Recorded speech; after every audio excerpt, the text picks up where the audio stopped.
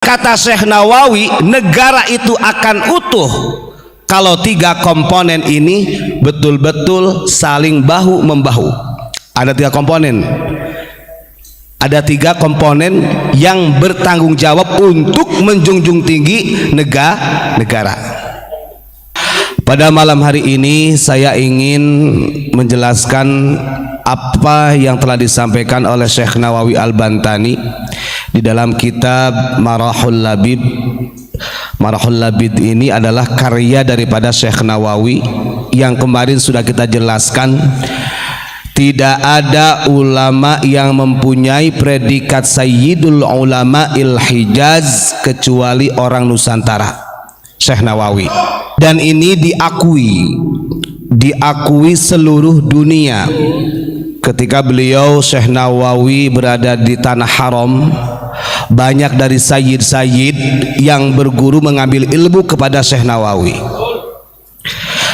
Kemarin kita sampaikan bahkan tidak ada orang yang mempunyai dari kalangan ulama di abad 19, 18, 19 sampai 20, bahkan mungkin sampai saat ini, yang mengambil julukan Sayyidul Ulama al-Hijaz gak ada, tetap Syekh Nawawi.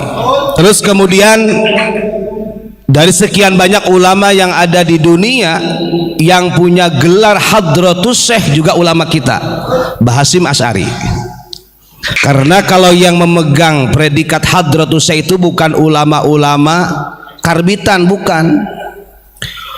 Memang ulama yang betul-betul hafid dan hafal dari kutubus sittah yang sudah saya sampaikan kemarin, sehingga gelar itu disandangkan kepada Kiai Haji Hasyim Asy'ari.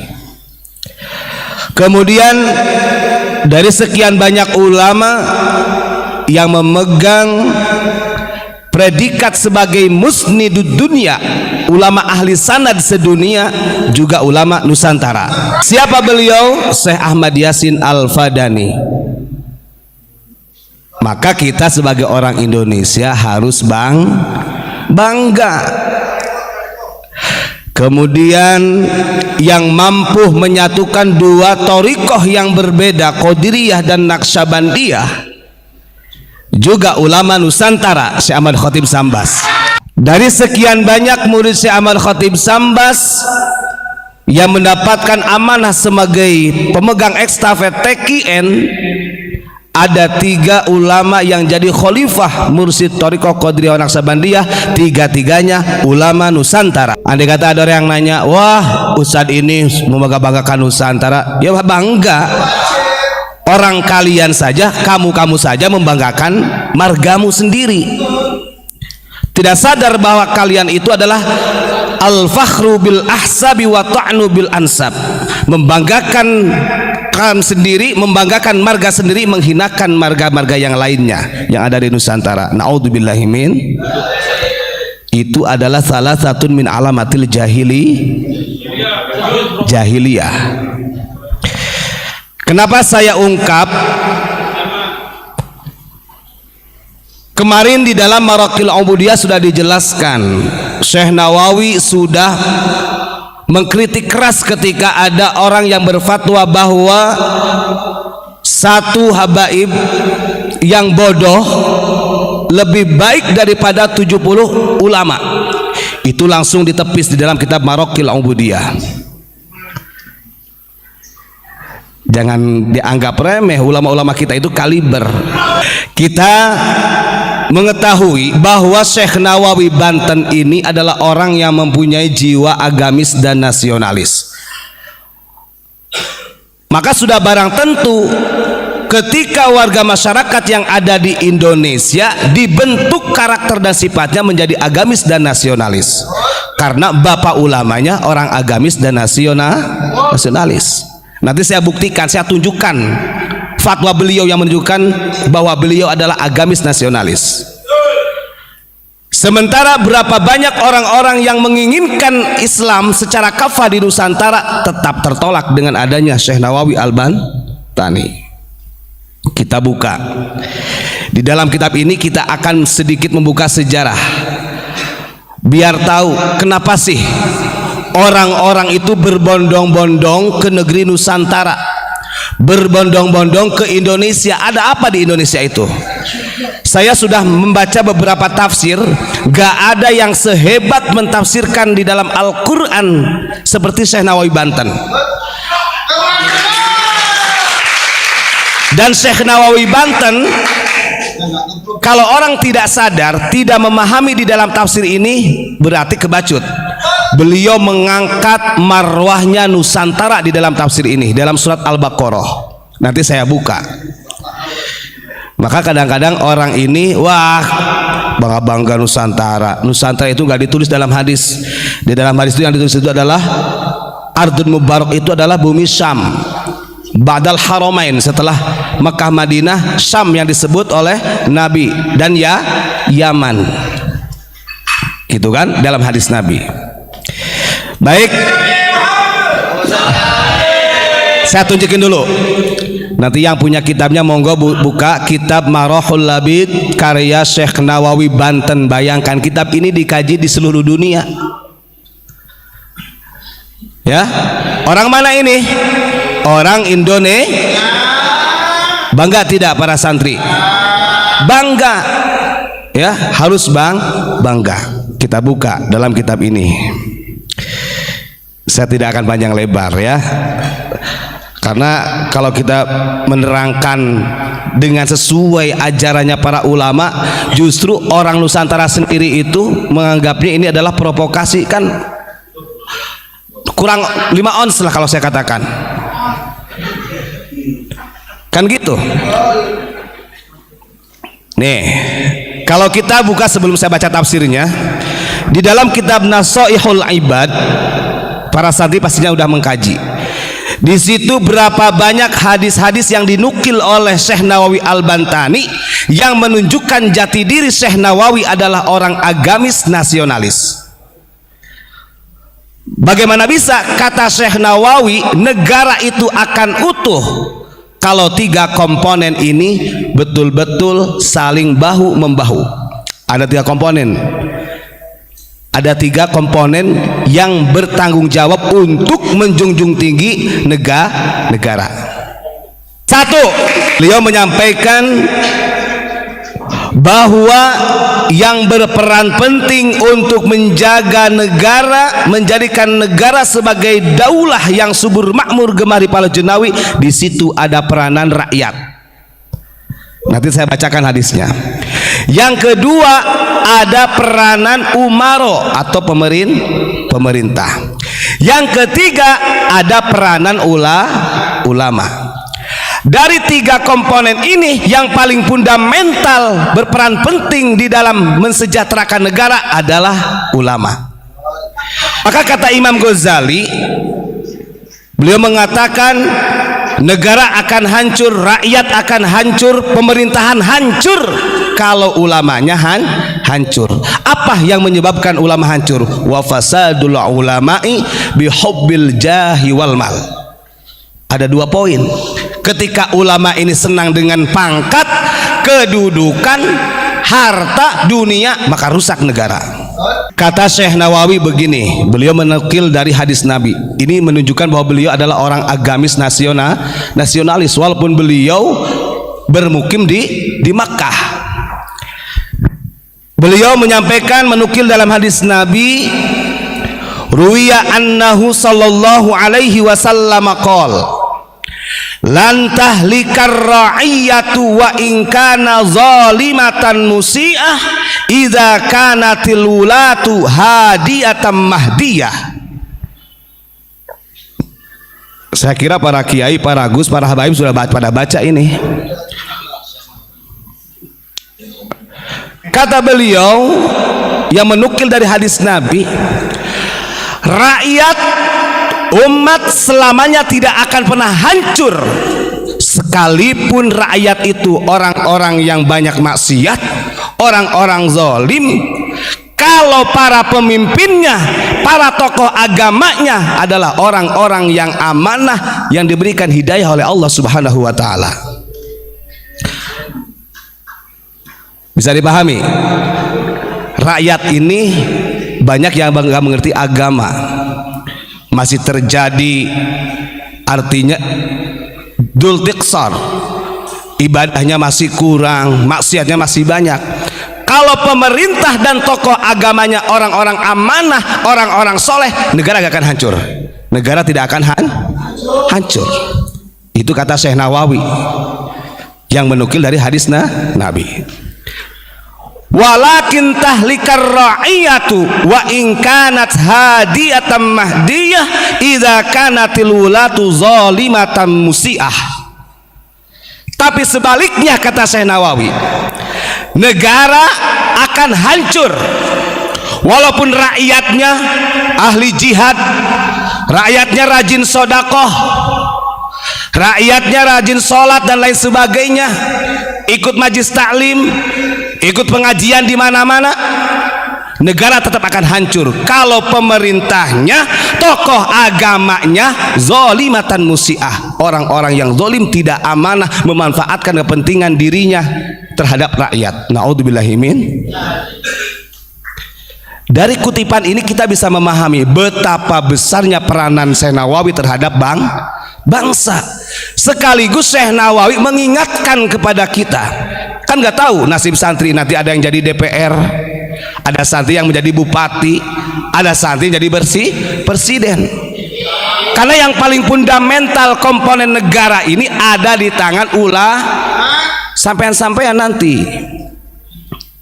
Jadi kata Syekh Nawawi begitu, negara itu tidak akan hancur walaupun rakyatnya masih banyak yang maksiat, kalau pemerintah dan tokoh agamanya orang-orang benar, orang-orang soleh.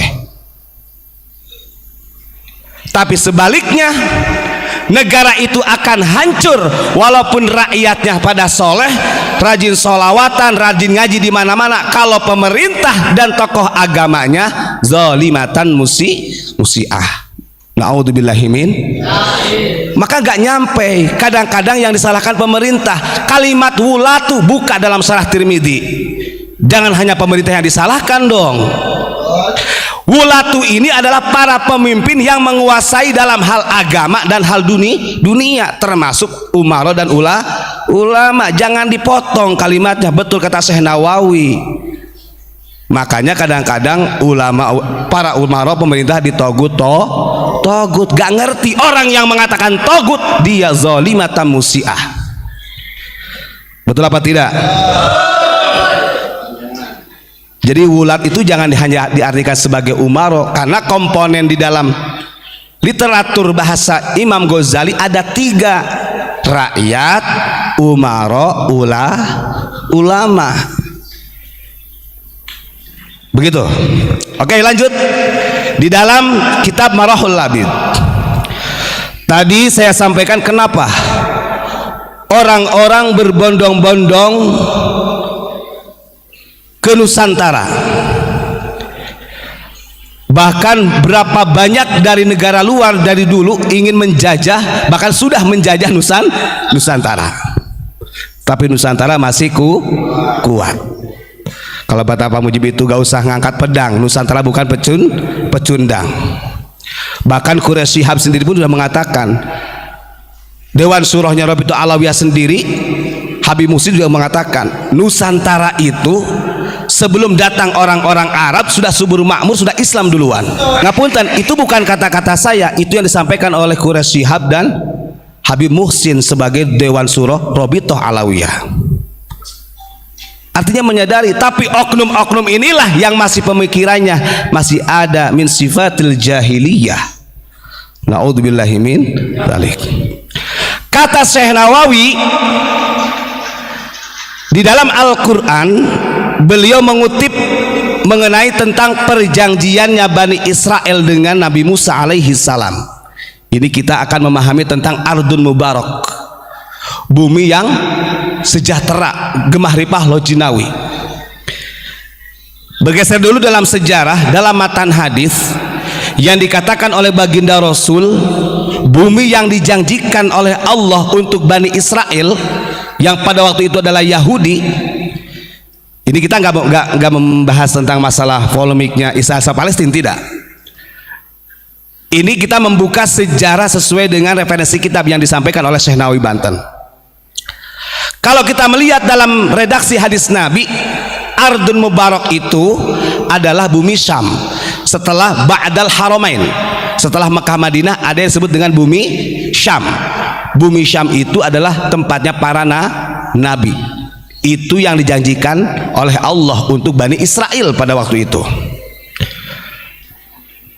Bumi Syam pada saat ini telah terpecah menjadi 4 negara. Mana saja yang dikatakan bumi Syam dalam hadis Nabi sekarang terpecah: Palestina, Suriah, Yordania, sama satu lagi Libanon. Ingat-ingat, bumi Syam yang disabdakan Nabi dalam hadis itu sekarang terpecah menjadi 4: Palestina, Yordania, Suriah, sama Libanon. Dan 4 negara ini selalu digempur sampai dini hari. Kalau kita memahami sejarah dari situ, kita akan paham apa sih yang direbutkan oleh mereka. Walaupun kita orang pesantren, minimal paham sedikit sejarah, alhamdulillah. Secara substansi, mereka itu menagih janji yang telah dijanjikan oleh Allah, menginginkan sebagai penguasa di muka bumi yang menguasai Ardun Mubarak tersebut, atau bumi yang berkah tersebut. Karena mereka mengetahui bahwa negeri Syam ini adalah bumi yang paling berkah. Ada dalam Al-Qurannya, ada hadisnya, ada. Nih, saya akan berbicara tentang mafhum mukhalafah, makna di balik Ardun Mubarak yang memang tidak dicatat oleh baginda Rasulullah SAW. Dan ini yang berani mengungkap adalah Syekh Nawawi Banten. Beliau hebat, kendal. Bagaimana kata Syekh Nawawi?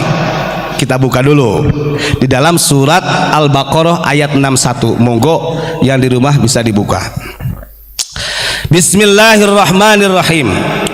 Wa id qultum ya Musa lan nasbiru ala ta'amin wahid ay ala akli ta'amin wahidin wa huwa al-manna was salwa. Zaman dulu ketika umat Nabi Musa, Bani Israel ini diselamatkan dari kejarannya Fir'aun, akhirnya berhasil diselamatkan. Kemudian Bani Israel itu meminta kepada Nabi Musa ingin memakan makanan yang berbeda-beda. Orang Bani Israel ini meminta kepada Nabi Musa, coba kalau kamu sebagai Nabi, mintakan dong kepada Allah jenis-jenis makanan yang tumbuh dari muka bumi, seperti sayur mayur, kemudian mentimun, kemudian kacang adas, wabasoliha, dan bawang merah. Beliau mensarahi, aimin atoyibillati itu kilukal karfas. Karfas itu artinya seledri, seperti seledri. Wal karos, bawang yang besar, bawang pre.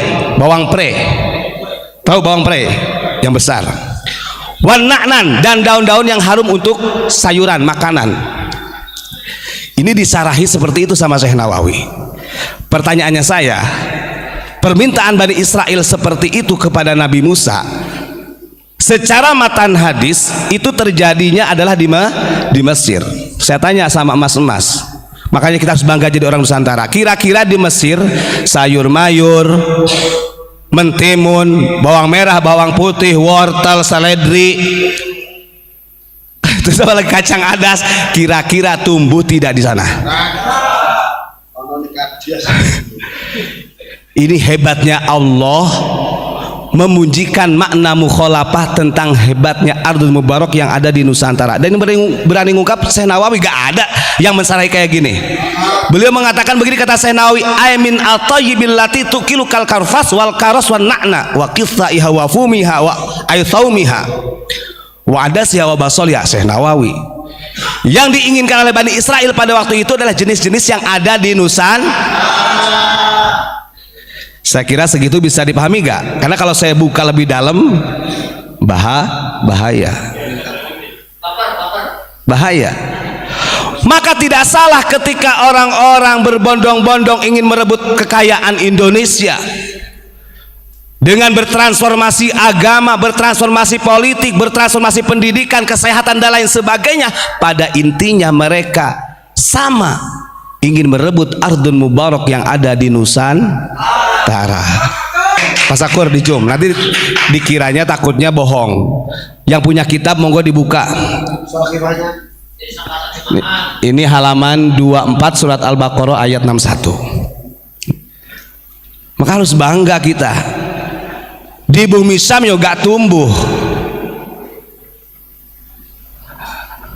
sampai saledri, bawang pre apa? Bawang pre, timun, wortel. Itu di mana yang makanya benar dalam syahadah Madinah ini orang kadang-kadang memahami bahasa Arab tapi tidak paham makna penjelasannya. Kenapa Kanjeng Nabi merubah Yatsrib menjadi Madinatul Munawwarah? Saya artikan, Madinah itu adalah negeri atau kota, Munawwarah itu yang bersinar. Kalau bahasa kita jargonnya adalah gemah ripah loh jinawi. Madinatul Munawwarah itu adalah kota negara yang gemah ripah loh jinawi. Saya tanya, yang punya jargon seperti itu di mana? Dan yang meneruskan amanah syahadah Madinah di mana? Nusantara. Dengan bukti adanya Bhinneka Tunggal. Sedikit ke sejarah. Waktu Madinah belum jadi Madinah, masih Yatsrib, itu sering terjadi konflik horizontal antar agama, suku, antar bangsa. Ketika Nabi Muhammad hadir di Madinah, maka semua suku, semua agama, semua bangsa disatukan menjadi satu komponen, namanya syahadah Madinah. Nah, kalau orang menyalahkan yang nasionalis, goblok dobol. Wong itu amanah dari baginda Rasul. Maka hebat ulama kita. Sudahlah, karena syahadah Madinah ini bahasa Arab, kita kan punya tradisi sendiri, gantilah Bhinneka Tunggal